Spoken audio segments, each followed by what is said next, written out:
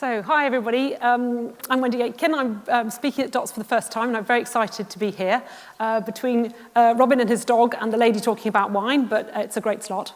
They said it would be eclectic, so that's wonderful. So Anthony and the team at Dots asked me to come along and talk about the project that I'd run at Unilever, leading a digital capability program. So that's going to be my story for the next 20 minutes. So Unilever, I'm sure most of you have heard of it as a business. Oh, hang on a minute, I should be... Sorry, forgot about the clicking. Unilever, you've probably heard of it as a business, and if you look into this big Unilever U, I'm sure you'll recognize a couple of products. About 1 billion people a day, or 1 billion households a day, rather, use a Unilever product. So I'm sure some of you are amongst that number. What you may not know about Unilever is just what a complex and highly matrixed organisation it is. These brands are split into 4 product categories. All the markets that we operate in then get clustered into 8 geographical clusters, and there's a few central functions just to add to the fun, so that everything you do gets times by 15. And that has a huge impact on programs that are designed and the delivery of them to really help shift the organisation and really start to make change. So my background is actually as a brand marketeer. I've led brands at Unilever. I was the self-styled queen of Hellmann's mayonnaise for many years, and I had some tremendous fun working on the irreverent brand that is Pot Noodle back in the day. But latterly, I was the director leading marketing excellence and digital capability, and led the Connected World programme that I'll talk about today. And what I really care about is really changing how we can change organisations by continually investing in capability and really helping to build knowledge of your marketeers over time. And that's what I've been focused on in the range of capability programs that I've run for the business. And I think when you look at them and you look back and you reflect at the kind of stuff that you've done, I've left the business, I think that the success often comes down to quite a simple formula. And this is my 3 things for you today, as Neil had earlier on. And that's really about getting capability to the right people, the right learning at the right time. So I'm going to talk about the Connected World programme in the context of that formula. So the Connected World programme that I ran, the inception of it was actually back at the beginning of 2015. And it was at that point that we'd got kind of real energy building in the business around the digital transformation challenge that faces Unilever and faces many, many other peers, both kind of large and small. At that point, we got big investment going into some of the IT capabilities and IT projects. And the thing that I was focused on was the capability of the people and how we could transform marketeers to really face this challenge of the new kind of consumer-centric, data-led market that we all live in today. And when I say capability, I thought I'd just make this kind of clear, because I know capability gets used in many different ways. But I'm talking about skills, knowledge, and experience that you build in people to really make a difference and up in their skills. So at this point, I think it's important to say that Unilever hadn't done nothing. We hadn't been completely sitting there doing nothing. The CMO in 2010 had made I think he called it a digital declaration, that he wanted 10% of all media monies to be spent on digital. Today, some of our lead markets spend upwards of 45%, so we've kind of got there. But I think back in 2010, I don't think anybody, in honesty, had got a clear sense of how that would happen or how we would get there. But we'd also been winning awards. We'd won awards at Cannes for great campaigns on brands like Magnum and Dove. And we'd run some small-scale capability projects as well. But the point when I was looking at this project, what we really looked at and realised is that we hadn't got kind of adoption at scale. We hadn't got a true shift in what people were doing day to day to lead and work on some of the brands that you saw there. And that's then what we started to really focus on. And I went to the business and, as I say, I've been working on marketing learning, but I went to the business and said, I didn't think we needed, just more training. And that's quite a surprising thing for the person who's leading marketing learning to come and say. But what I was really trying to get, I was going to say permission, but I know we weren't allowed to say that from the speaker at the beginning of the day, but really get some kind of energy behind was about changing this into really taking a behaviour change approach and really thinking of this in quite a different way from just the average kind of training and capability programme. And it was that point we looked at the book Switch. So there's been lots of book recommendations, and I've been scribbling down all day. But this is my recommendation for you if you haven't read it, by Chip and Dan Heath. I think it's a really human business book, and it kind of really relies on storytelling. And I know for me and my team, it was something that we were able to keep going back to and talk about different stories within the book as we try to relate our own experiences to what we'd read. And if you have read it, I'm sure you'll remember all about the elephants and the riders and the path and all those different quirks within it. So one of the things that we loved in the Switch book was this idea of finding your bright spots. We decided, because we were digital, we'd call them bright sparks, but that wasn't really necessary, I don't suppose. But finding our bright sparks. And as is imperative at the beginning of any change programme, you've got to start by defining your from and your to. And what we then did was to go and find those people who were already working in that way that we had defined. And we went and interviewed them all around the world in all these different categories and clusters. And we talked to them about why they had got somewhere that other people weren't, why were they further ahead. We talked to them about the barriers for changing further, why weren't they going even beyond that. And we started to codify some of the things that they were doing differently. And then we started to share their stories. And firstly, we started to share their stories with our stakeholders to get support for the project and to get the investment that we needed in it. And then we will come back to later how we use their storytelling to help their peers as well. So this was a really important part for us in really working out who were the right people. And it was in that part of the investigation in the early stages of the project that we really got the insights that we needed to really define the target of this project more fully. So I've got here the Gartner hype cycle, which I'm sure many of you are familiar with the adoption of technology. But I've adapted this to think about people. And at the point we were designing this project, we had definitely got people who were up at the top. They were in that kind of peak of excitement. This was all for them. We had, without doubt, got plenty of people who were in this trough, who thought that, I'm too old for this. My fundamental marketing skills are now all out of date and no longer relevant, or this is just too hard. Definitely people there. But I think what was really exciting about this moment in time was that we'd actually got enough people who were starting to climb up this slope of enlightenment. And who were really starting to lean in to this challenge and the change that we needed to make in the way we were working. And that was really, really exciting. We had a heap of insights that came from what we were doing, and I'm happy to discuss those. I love talking about some of those things that we found. But what I thought today was that I would share two of the myths that we tried to address with our programme.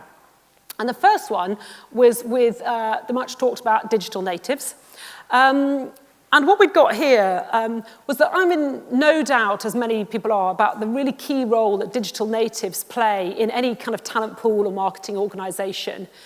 But I think what we'd got was a misconception that if you're open-minded about technology and you're using Snapchat on your bus on the way to work, that you would intuitively just know how to run a marketing campaign in the digital world and that you could just, sort out SEO before breakfast. And that's not true.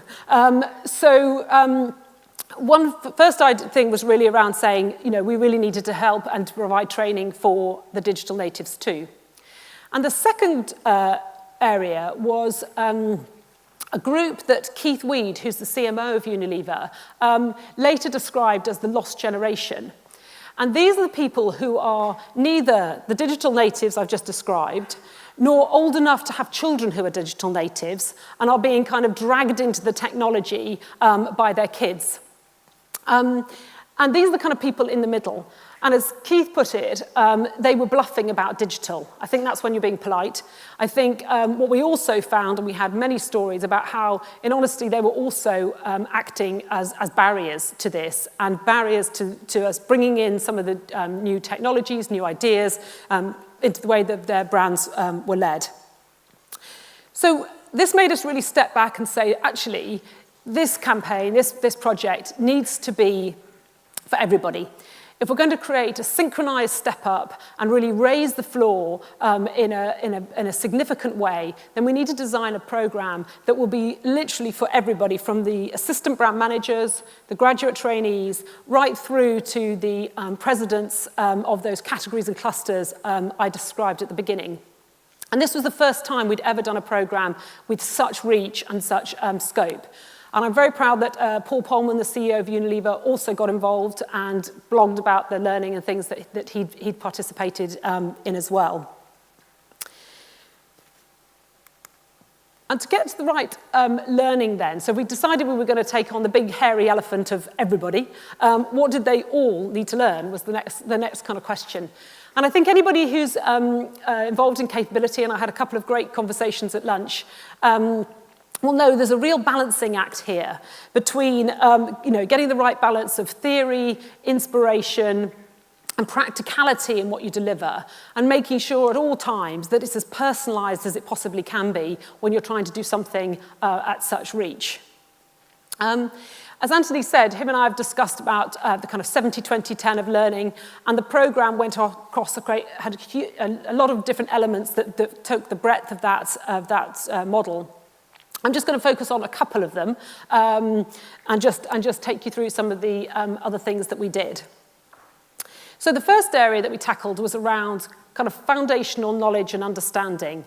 And I think if you're going to get people to adapt quickly, take on new ideas, getting that base understanding of the topic is really, really important. And we used a number of partners in this program, but the first of them was Circus Street, who have a great online learning platform. And their platform allowed us to then personalize the learning that we provided to people and the learning plans, depending on people's kind of work level, their role, and their function. And it really helped us to raise the benchmark of online learning in the business. The second area was around workshops that we ran. Now, Unilever is a very process-heavy organization. We love a framework, love a process, and it really helps to create consistency and discipline across the kind of 500 brands that we have worldwide, and ensure that in the day-to-day they're run in a similar and consistent way. So for us, process is important. You probably work for different sized organizations. You maybe have clients who are different size.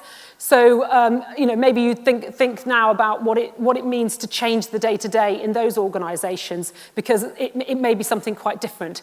But I think the challenge is focus on that, because it's the day-to-day change that you really need to be targeting and focusing on. So we launched the 5C framework, and this had consumer journeys absolutely at the heart and integrated and synchronized with the kind of everyday processes and business cycle of Unilever. I would be dishonest if I said that it was all completely ready and sorted when we launched it. It wasn't. So we were iterating fast, but we really recognized that for our business, this was a really important catalyst for change and to really help people's hands about how you integrated this into the business, as I say. So we created these workshops. They were highly interactive, as you can see. This is a bunch of VPs in Singapore learning to create kind of omni-channel assets for e-commerce. We created these workshops. We focused first on that squeezed middle, that kind of lost generation that Keith had talked about. And we built their confidence, and then we asked them to go on and lead this for their teams and to step up and to, as that awful phrase, walk the talk. And it was not a comfortable place for many of them. It really was quite difficult. But it was amazing, that kind of journey that lots of people went on and the change that you really saw. And this is the point we brought the bright sparks back into what we were doing as well. We used their storytelling, we got them to champion the workshops, to support leaders, and we filmed them and we told stories. And I think this for me was quite critical about how you made the change that we wanted other people to get on board with, how you made it kind of aspirational, but also how you made it attainable. Because it was, a brand like me in a market like me is already managing this. I no longer have a kind of excuse to kind of hide from it. And that was really exciting. And then the last area, going back to the switch book, they call it the elephant, about the emotion. But if you want to create sustainable change, making sure you've got that emotional side of a change program in place is really, really key. And this is what we did. We kind of encapsulated, we call this the kind of connected world mindset. But we partnered here with the Unilever Foundry, and we handpicked tech startups in all the different hubs that we were running these workshops around the world, and we brought them in to really challenge and to encourage some risk-taking and some experimentation with the brands. And there were some brilliant projects that got started on that. It was 2016, I'll caveat with that, but we had a big project, for example, that came with Cornetto and Pokemon Go. Obviously, it doesn't sound cool today, but, last year it was. And so there was some great experimentation that came out of those projects. So I'm really proud to say that we had a huge launch at the Facebook offices in London. We managed to reach, as Anthony said, the 5,500 marketeers around the world in Unilever. And amazingly, we had another 1,500 people from different functions who opted into the program and came and asked to be part of it, which had certainly never happened before. We really started to see some shifts in the organization. We used data analytics for the first time to really understand people's learning journeys and to really be able to kind of tailor communication to them in the different phases as the program went along. We had amazing support from leaders, and I think with some very strong branding as well, we created a kind of 100% awareness for the program across the business as well. We crafted year 2 of the program, which is going on now, to really help to get that next hurdle, which is really about getting to business adoption, because anybody who's involved in this knows what a kind of long journey this is and is going to be for any business. So I've talked about getting things right, the right learning, the right people, the right time. But I also think I love this Facebook thing, and it's a bit like those Facebook quotes are a bit like commandments, aren't they? We've all got to be in beta, But I love this one about the foolish wait. And I think this is a really pertinent phrase as well, because you can keep putting things off and, as you say, just be after the shiny tech.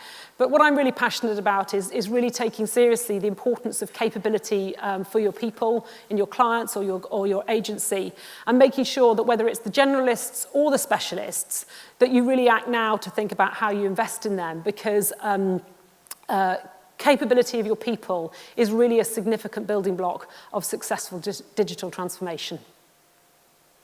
There you go.